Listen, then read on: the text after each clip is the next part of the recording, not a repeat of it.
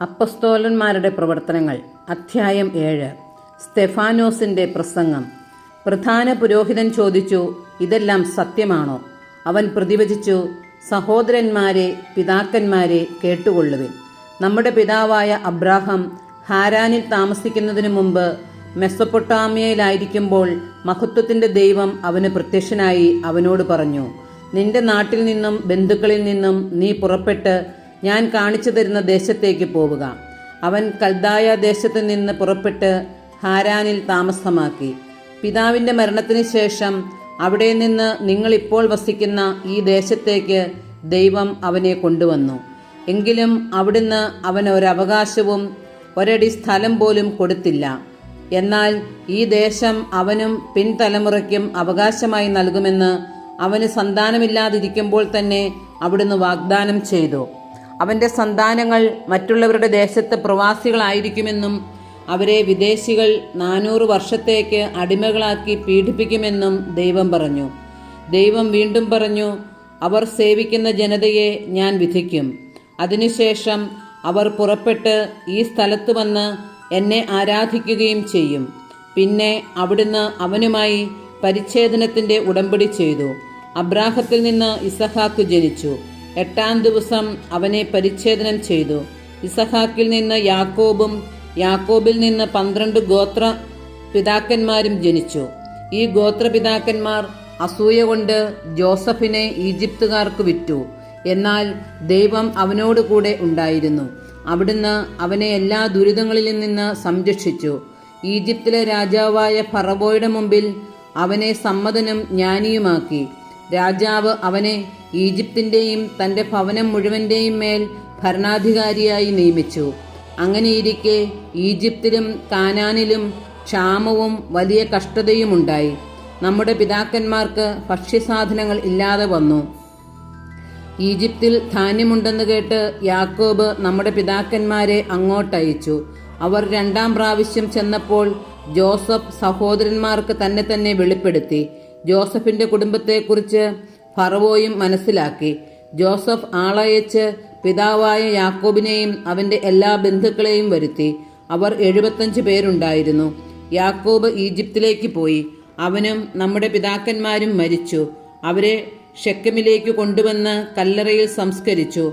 ഈ കല്ലറ അബ്രാഹാം ഷെക്കമിലെ ഏമോറിന്റെ പുത്രന്മാരിൽ നിന്ന് വെള്ളി നാണയങ്ങൾ കൊടുത്തു വാങ്ങിയതാണ്.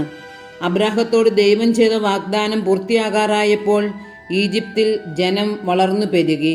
അവസാനം ജോസഫിനെ അറിയാത്ത ഒരു രാജാവ് അവിടെ അധികാരത്തിൽ വന്നു. അവൻ നമ്മുടെ വംശത്തെ വഞ്ചിച്ചുകൊണ്ട് പിതാക്കന്മാരോട് ക്രൂരമായി പെരുമാറി. ശിശുക്കൾ ജീവിക്കാതിരിക്കാൻ അവരെ പുറത്തെറിഞ്ഞ് കളയുന്നതിന് നിർബന്ധിച്ചു. ഈ കാലത്ത് മോശ ജനിച്ചു. അവൻ ദൈവത്തിന് പ്രിയങ്കരനായിരുന്നു. 3 മാസത്തോളം പിതൃഭവനത്തിൽ അവൻ വളർന്നു.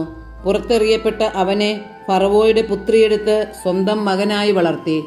ഈജിപ്തുകാരുടെ എല്ലാ വിജ്ഞാനവും മോശ നേടി. വാക്കിലും പ്രവൃത്തിയിലും അവൻ കരുത്തനായിരുന്നു. അവന് 40 വയസ്സ് തികഞ്ഞപ്പോൾ തൻ്റെ സഹോദരരായ ഇസ്രായേൽ മക്കളെ സന്ദർശിക്കാൻ അവൻ അഭിലഷിച്ചു. അവരിൽ ഒരാൾ ഉപദ്രവിക്കപ്പെടുന്നത് കണ്ട് അവൻ സഹായത്തിനെത്തി. ഈജിപ്തുകാരനെ അടിച്ചു വീഴ്ത്തി. ഉപദ്രവിക്കപ്പെട്ടവന് വേണ്ടി പ്രതികാരം ചെയ്യുകയും ചെയ്തു.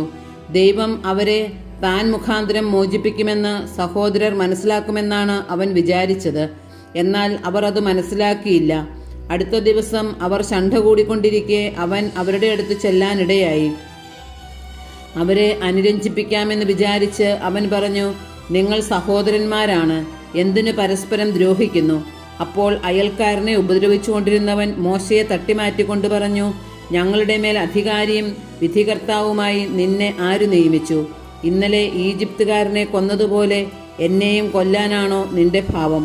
ഇത് കേട്ട് മോശ മിദ്യാനിലേക്ക് ഓടിപ്പോയി. അവിടെ പരദേശിയായി ജീവിച്ചു. അവിടെ വെച്ച് അവന് 2 പുത്രന്മാർ ജനിച്ചു. 40 വർഷങ്ങൾക്ക് ശേഷം സീനായ് മലയുടെ മരുപ്രദേശത്ത് ഒരു മുൾപ്പടർപ്പിനുള്ളിൽ അഗ്നിജ്വാലകളുടെ മധ്യേ ഒരു ദൂതൻ അവന് പ്രത്യക്ഷനായി. മോശ ആ ദർശനത്തിൽ അത്ഭുതപ്പെട്ടു.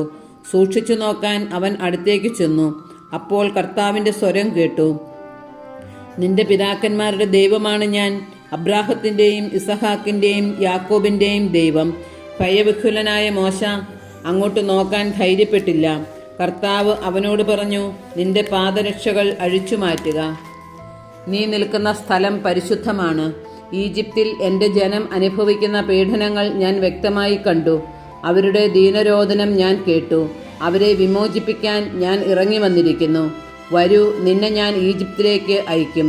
ഞങ്ങളുടെ മേൽ അധികാരിയും വിധികർത്താവുമായി നിന്നെ ആര് നിയമിച്ചു എന്ന് പറഞ്ഞ് അവർ നിരാകരിച്ച മോശയെ തന്നെ മുൾപ്പടർപ്പിൽ പ്രത്യക്ഷനായ ദൂതൻ വഴി ദൈവം അവരുടെ അധികാരിയും വിമോചകനുമാക്കി അയച്ചു. ഈജിപ്തിലും ചെങ്കടലിലും 40 വർഷം മരുഭൂമിയിലും അത്ഭുതങ്ങളും അടയാളങ്ങളും പ്രവർത്തിച്ചുകൊണ്ട് അവൻ അവരെ നയിച്ചു. ദൈവം നിങ്ങളുടെ സഹോദരരിൽ നിന്ന് എന്നെപ്പോലെ ഒരു പ്രവാചകനെ നിങ്ങൾക്കായി ഉയർത്തും എന്ന് ഇസ്രായേൽ മക്കളോട് പ്രഖ്യാപിച്ചത് ഈ മോശയാണ്. സീനായ് മലയിൽ വെച്ച് തന്നോട് സംസാരിച്ച ദൂതനോടും നമ്മുടെ പിതാക്കന്മാരോടും കൂടെ മരുഭൂമിയിലെ സംഘത്തിലായിരുന്നവനും നിങ്ങൾക്ക് നൽകാനായി ജീവവചസ്സുകൾ സ്വീകരിച്ചവനും ഇവനാണ്. നമ്മുടെ പിതാക്കന്മാർ അവനെ അനുസരിച്ചില്ല. അവർ അവനെ നിരാകരിക്കുകയും ഉള്ളുകൊണ്ട് ഈജിപ്തിലേക്ക് തിരിയുകയും ചെയ്തു. അവർ അഹ്റോനോട് ആവശ്യപ്പെട്ടു, ഞങ്ങളെ നയിക്കാൻ ദേവന്മാരെ നിർമ്മിച്ചു തരിക. ഞങ്ങളെ ഈജിപ്തിൽ നിന്ന് നയിച്ചു കൊണ്ടുവന്ന മോശയുണ്ടല്ലോ, അവന് എന്തു സംഭവിച്ചുവെന്ന് അറിഞ്ഞുകൂടാ. അവർ ആ ദിവസങ്ങളിൽ ഒരു കാളക്കുട്ടിയെ നിർമ്മിച്ച് ആ വിഗ്രഹത്തിന് ബലിയർപ്പിച്ചു. സ്വന്തം കരവേലകളിൽ അവർ ആഹ്ലാദപ്രകടനം നടത്തി. ദൈവം അവരിൽ നിന്ന് മുഖം തിരിക്കുകയും ആകാശശക്തികളെ ആരാധിക്കാൻ അവരെ കൈവെടിയുകയും ചെയ്തു. പ്രവാചകന്മാരുടെ പുസ്തകത്തിൽ ഇപ്രകാരം രേഖപ്പെടുത്തിയിരിക്കുന്നു: ഇസ്രായേൽ ഭവനമേ, 40 വർഷം മരുഭൂമിയിൽ നിങ്ങൾ എനിക്ക് ബലിമൃഗങ്ങളെ നൽകുകയോ ബലികൾ അർപ്പിക്കുകയോ ചെയ്തിട്ടുണ്ടോ? ആരാധിക്കാനായി നിങ്ങൾ നിർമ്മിച്ച ബിംബങ്ങളായ മോളോക്കിൻ്റെ കൂടാരവും റോംഫ ദേവന്റെ നക്ഷത്രവും നിങ്ങൾ ചുമന്നുകൊണ്ട് നടന്നു. ബാബിലോണിലും അപ്പുറത്തേക്ക് നിങ്ങളെ ഞാൻ നാടുകടത്തും.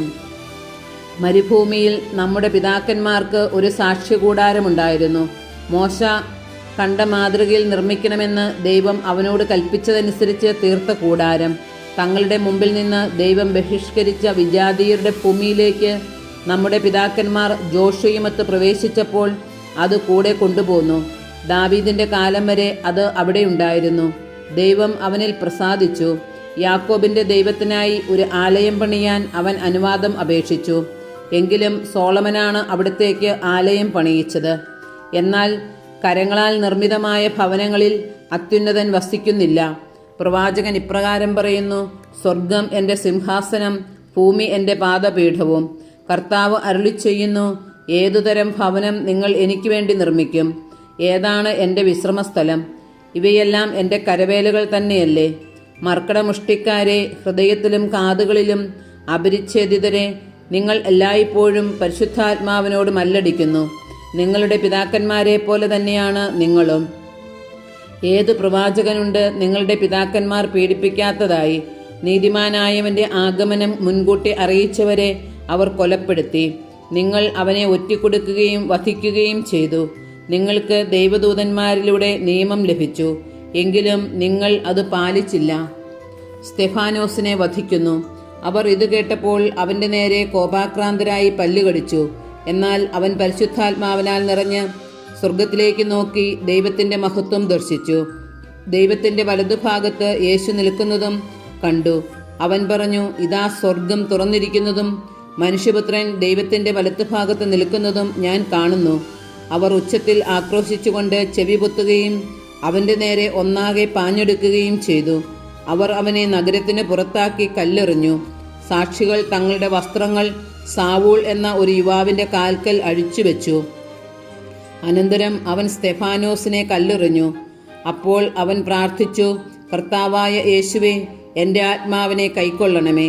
അവൻ മുട്ടുകുത്തി വലിയ സ്വരത്തിൽ അപേക്ഷിച്ചു, കർത്താവേ, ഈ പാപം അവരുടെ മേൽ ആരോപിക്കരുത്. ഇത് പറഞ്ഞ് അവൻ മരണനിദ്ര പ്രാപിച്ചു.